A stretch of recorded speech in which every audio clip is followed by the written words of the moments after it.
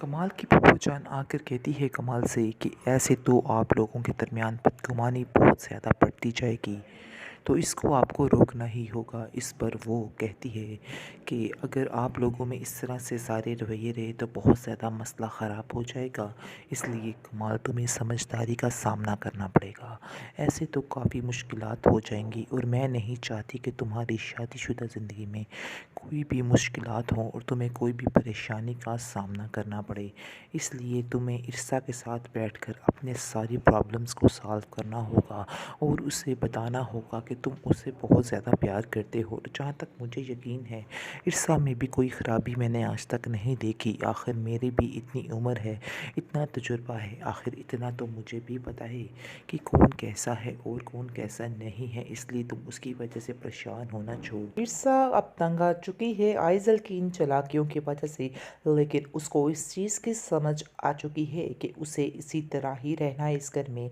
लेकिन उसे कहीं ना कहीं यकीन है कि एक दिन कमाल उसका होकर ही रहेगा, यानी कि सारा कुछ उसके अंडर ही होगा। इसके बाद आरिफ से वो बात करती है और आरिफ को वैसे भी पता चल जाता है और वो कहता है कि मुझे ऐसा लगता है कि जैसे तुम साहब के घर में खुश नहीं हो। इस पर वो कहती है कि हाँ, कुछ मुश्किलात हैं जिनकी वजह से मुझे काफ़ी ज़्यादा टेंशन है। मुझे तो खुद को समझ नहीं आ रही कि आखिर मैं क्या करूँ। आगे से वो समझाता है कि मैंने बड़ी ही मुश्किल से तुम्हारा रिश्ता उधर करवाया था और मुझे यकीन है कि तुम कोई भी मसला क्रिएट नहीं करोगी, बल्कि बड़ी समझदारी और अक्लमंदी के साथ उस घर में रहोगी और रह कर दिखाओगी। बाकी आइज़ल को छोड़ो, उसकी शादी हो जाएगी, वो इधर से चली जाएगी, इसलिए तुम्हें परेशान होने की कोई भी ज़रूरत नहीं है। एपिसोड में आप देखेंगे कि कमाल को इस चीज़ पर काफ़ी ज़्यादा बुरा महसूस होता है कि उसने अपने पैसों का बंदोबस्त, यानी कि पैसों का बंदोबस्त आइज़ल से क्यों करवाया। उसको इस चीज़ की काफ़ी ज़्यादा तकलीफ़ है। इस पर वो साफ साफ इर्सा को कहता है कि अगर तुम्हें पैसों की ज़रूरत पड़ती है तो तुम मुझे कह सकती हो। तुम्हें क्या ज़रूरत पड़ी थी कि तुम आइज़ल को कहो जाके कि वो पैसे दे के आए तुम्हारी दोस्त के घर। तुम्हें ऐसा नहीं करना चाहिए था। इस पर वो उसको कहेगी कि मैंने किसी को कुछ नहीं कहा है। आगे से वो कहेगा कि झूठ बोलने की भी कोई हद होती है, यानी कि तुम झूठ बोलना छोड़ ही नहीं रही हो। अच्छा यही होगा कि तुम अपनी हरकतों को बदल लो, क्योंकि मैं तुम्हें काफ़ी दफ़ा नोट कर रहा हूँ तुम इर्सा पर इल्ज़ामात लगा आइज़ल पर इल्ज़ामात लगाती रहती हो। ये चीज़ मुझे बिल्कुल भी बर्दाश्त नहीं है। जिधर वो गलत होती है मुझे उस चीज़ का अंदाज़ा हो जाता है, लेकिन तुम गलती पर हो ये चीज़ भी मैं जान रहा हूँ। आगे से इर्सा खामोश हो जाती है, क्योंकि उसको समझ में आ जाता है कि इधर बोलने का कुछ भी फ़ायदा नहीं है। अभी सारा कुछ जो है आइज़ल के अंडर है और आइज़ल की ही बात मानी जा रही है, इसलिए खामोशी ही इख्तियार करना बेहतर होती है। बानो काफ़ी ज़्यादा परेशान होती है और अपनी माँ से कहती है कि आपने जो बातें इर्सा से की हैं, आपको ये बातें नहीं करनी चाहिए थी। आप नहीं जानते हैं कि इर्सा इस तरह की लड़की नहीं है, आपको गलत फहमी हुई है, क्योंकि उसने तो कभी इस चीज़ का इजहार किया ही नहीं था कि वो जमशेद से प्यार करती है। इसलिए उस पर सारा इल्ज़ाम डालना ये सरासर गलत है। मैं इस चीज़ को नहीं मानती हूँ। आगे से उसकी माँ कहेगी कि नहीं, उसने पैसे की लालच में आकर कमाल से शादी की है और मेरे बेटे की ज़िंदगी तबाह की है। कुछ ना कुछ तो ऐसा था ही कि जिसकी वजह से ये सारा माजरा तय हुआ है। आगे से काफ़ी ज़्यादा बहस हो जाती है माँ बेटी में और वो दोनों आपस में काफ़ी ज़्यादा बहस करती हैं और कहती है कि आपको नहीं पता है कि साहब की बातों की वजह से कितनी हर्ट हुई है और उसको कितनी तकलीफ़ हुई है आपकी बातों की वजह से। आपको इन बातों का बिल्कुल भी इल्म नहीं है। आपने जो किया काफ़ी गलत किया है। इर्सा जमशेद के घर जाकर उसको साफ साफ ये भी कह देती है कि ख़बरदार, तुमने मेरे मामलात में इंटरफेयर करने की कोशिश की, तुम बार बार मेरे सामने क्यों आ जाते हो। आगे से वो कहेगा कि वो महज एक इत्तेफाक था, मैंने जानबूझकर ऐसा कुछ भी नहीं किया है। जिस पर वो कहती है कि ऐसे तुम मुझे देख रहे थे तो बिल्कुल शक हो जाना था कि मैं तुम्हें जानती हूँ।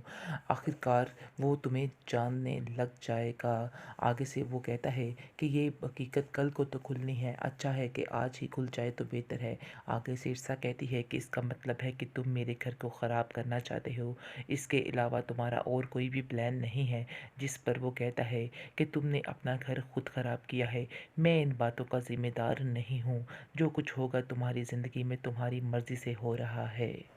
आइज़ल ने बड़ी ही चालाकी के साथ सुनकर सारी बातें रकम जो है वो जमशेद के घर दे आती है, जिसकी वजह से वहाँ जाकर कहती है कि ये सारा कुछ उसने इरसा नहीं भेजा है।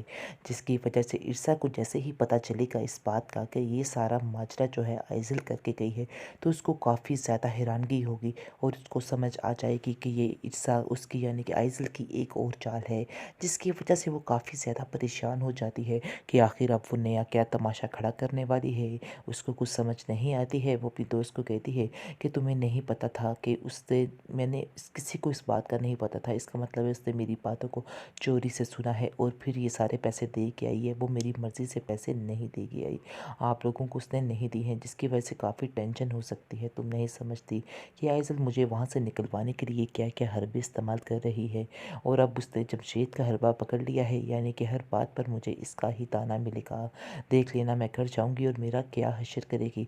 वैसा ही होता है। जैसे ही वो घर जाती है तो वहाँ पर उसकी मुलाकात होती है आइज़ल के साथ, और आइज़ल को कहती है कि तुमने क्या हरकत की है। आगे से वो कहेगी कि ये बात मैं तुमसे पूछूं कि तुम क्या हरकतें कर रही हो तो तुम्हें कैसा लगेगा, क्योंकि तुम्हें इस बात की ज़रूरत है।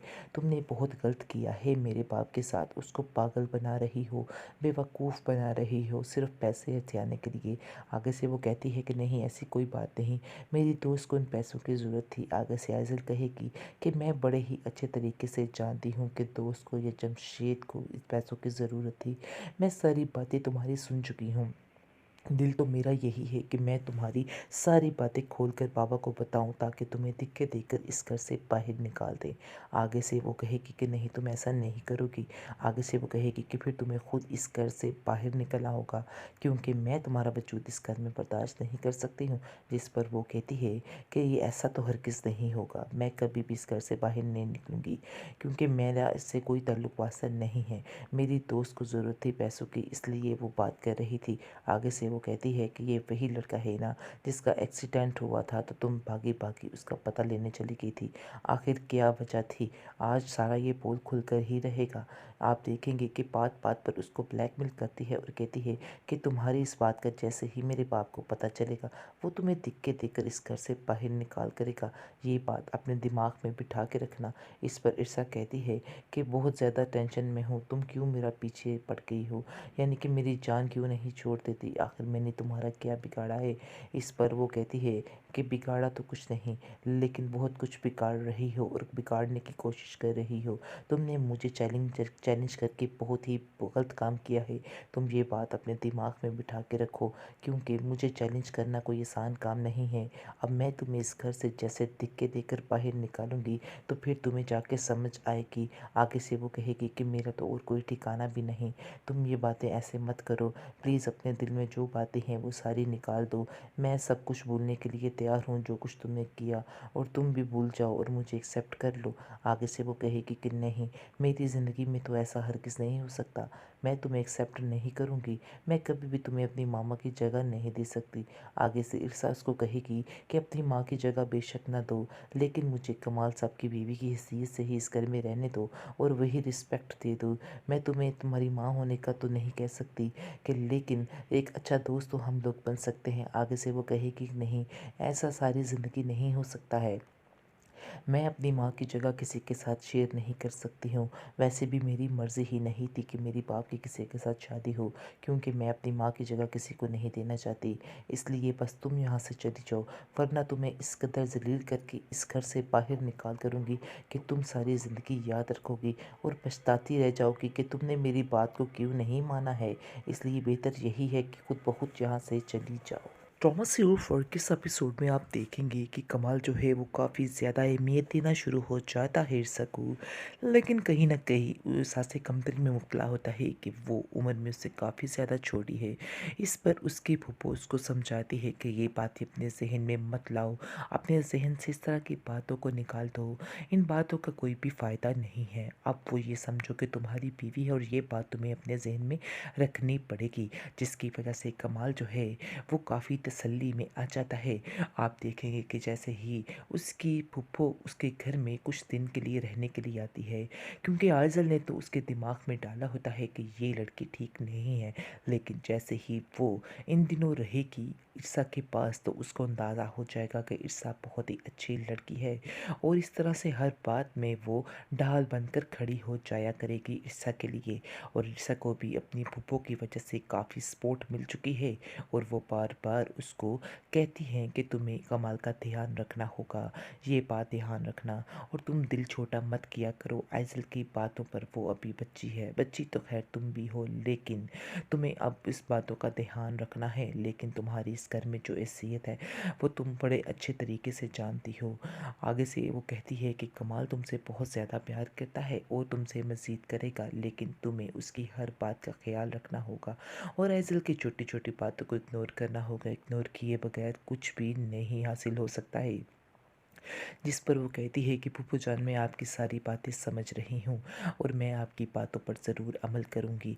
इस पर वो काफ़ी ज़्यादा खुश होती है, क्योंकि जैसे ही फूफू उसको कुछ गुस्से में कह देती है या कोई भी बात करती है तो वो उसका बुरा नहीं मनाती है, जिसकी वजह से वो काफ़ी उससे राज़ी हो जाती है और कमाल को भी फोर्स करती है और कहती है कि तुम्हें आइज़ल को समझाना होगा। मुझे ऐसा लगता है कि जैसे आइज़ल जो है वो इसको इस घर में नहीं रहने देना चाहती और आइज़ल ही सारा काम गड़बड़ कर रही है, और मैं नहीं चाहती हूँ कि इतनी अच्छी लड़की हमारे हाथों से निकल जाए, यानी कि वो तुम्हारी जो बीवी बन चुकी है, ये बात तुम्हें ज़हन में रखनी चाहिए। वो तुमसे काफ़ी ज़्यादा प्यार करती है और तुम्हारा ख्याल इतना रखती है, और तुम्हें भी इस चीज़ की कदर करनी चाहिए। आगे से कमाल कहता है कि मैं उसकी बहुत ज़्यादा कदर करता हूँ, बहुत इज़्ज़त देता हूँ उसको, इसलिए तो उसकी हर बात मानने को तैयार हूँ। आगे से वो कहती है कि नहीं, इसके साथ साथ तुम आइज़ल को भी पूरा पूरा वक्त दो, ताकि आइज़ल को महसूस ना हो कि वो अकेली रह चुकी है। इस पर वो कहता है कि आइज़ल की अपनी जगह है और ईर्षा की अपनी जगह है। ये बात आइज़ल और ईर्षा दोनों को बड़े ही अच्छे तरीके से समझनी होगी, लेकिन मैं जहाँ तक समझ पाया हूँ आइज़ल जो है कभी भी ईर्षा से दोस्ती नहीं करेगी। उसने कहा तो है मुझसे कि वो ईर्षा को दिल से कबूल कर चुकी है, लेकिन मुझे पता है कि ये इसमें कोई हकीकत नहीं है। वो उसको दिल से कबूल नहीं करती है और ना ही अपना कुछ मानती है, क्योंकि मैं जानता हूँ कि वो अपनी माँ से बहुत ज़्यादा प्यार करती है और अपनी माँ को आज तक भूल नहीं पाई है। जिस पर उसको कहती है ईर्षा कि आप फ़िक्र मत करें, आहिस्ता आहिस्ता सब ठीक हो जाएगा। मैं आइज़ल के दिल में भी अपनी जगह बना लूँगी। हाँ, मैं जानती हूँ कि उसको माँ का प्यार तो नहीं दे सकती, लेकिन अपने दिल में, उसके दिल में अपनी जगह बना कर ही रहूँगी। मुझे यकीन है इस चीज़ का, एक दिन आएगा जब वो मुझसे बहुत ज़्यादा प्यार करने लगेगी। आगे से वो कहेगा कि मुझे इस बात का यकीन है और मुझे तुमसे इसी अक्लमंदी की तवक्को भी थी। इसके बाद आप देखेंगे कि उसकी फूफो जो है सारे घर की ज़िम्मेदारी जो है वो ईर्षा के हाथ कर देती है और कहती है कि तुम उस घर की बहू हो और तुम्हारा ये घर है और तुम्हारा फ़र्ज़ बनता है कि तुम हर चीज़ पर ध्यान रखो, यानी कि हर चीज़ जो है तुम्हारे अंडर ही हो। ये बात आइज़ल को पसंद नहीं आती और वह अपनी फूफो को साफ साफ कह देती है कि ये आपने क्या कर दिया है, जबकि आई है आप ईर्षा को ही अहमियत दे रही हैं।